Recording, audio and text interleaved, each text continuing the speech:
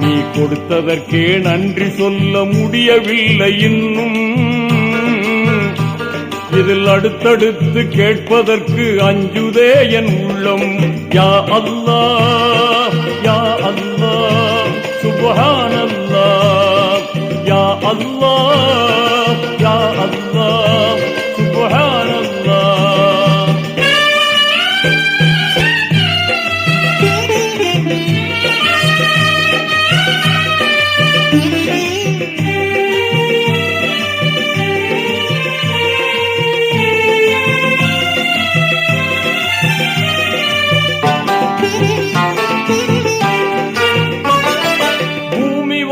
மண்டலங்கள் பொருத்தமாக படைத்தாய், அதை புரிந்து கொள்ள புலன்களையும் திருத்தமாக அமைத்தாய்.